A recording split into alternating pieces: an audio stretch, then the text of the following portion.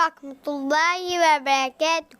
आपको बाबा लफ्ज़ कुकिंग में खुशामदीद है। दाल आलू के कबाब बना रहे हैं। ये खाने में बहुत ही मज़ेदार, बनाने में बहुत ही आसान होते हैं। इसके लिए आप चने की दाल को एक पूरी रात तक भिगो दें या फिर कम से कम 6 घंटे के लिए। ये कबाब बिल्कुल शामी कबाब जैसे बनते हैं, मगर इसके अंदर गोश्त की जगह आला है और इसकी कोटिंग थोड़ी सी अलग होती है। अब एक पतीले में हमने तकरीबन 1.5 लीटर पानी शामिल किया और उसमें भिगी हुई दाल शामिल कर दी। भिगोते हुए दाल हमने आधा किलो ली थी, जो फूलकर बाद में गुप्पा हो गई। फिर तकरीबन हमने 1.25 किलो आलू लिए, उसे धोकर, छीलकर, काटकर और इस दाल और पानी में शामिल कर दिया। ध्यान रहे आलू के पीसेस थोड़े बड़े साइज में काटें। फिर हमने थोड़ी लहसुन और अदरक को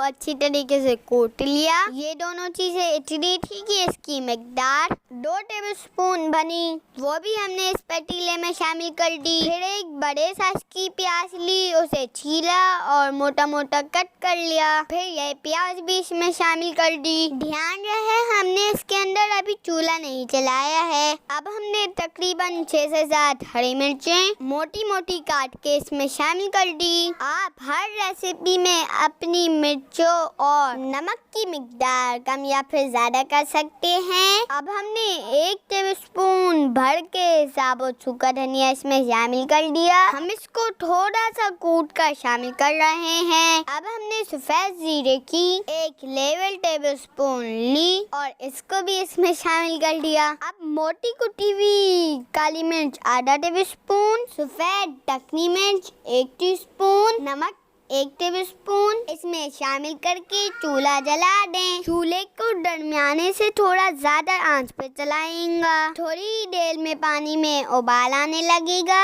और आप देखेंगे इसमें झाग सा बनने लगा है। अब इस झाग को चम्मच की मदद से निकाल के फेंक दें। जब तकरीबन सारा झाग निकल जाए तो इसमें चम्मच चला लीजिए ताकि सारी चीजें मिक्स हो जाएं। फिर आंच को हल्की करके इसका ढक्कन बंद कर दें।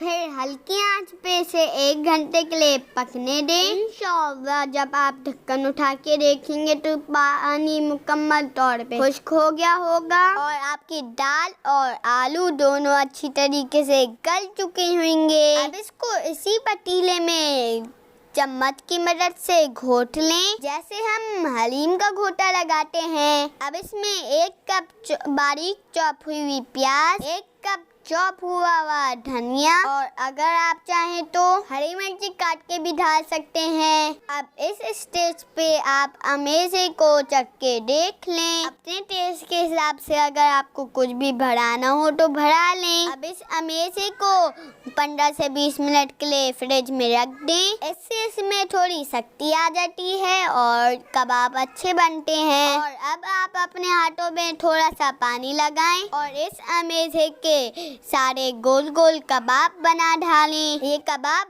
फ्रीज भी बहुत अच्छे लगते हैं और डीप फ्रोज होने पे इतनी आसानी से बिखरते नहीं हैं। अब आई इसकी कोटिंग की बारी।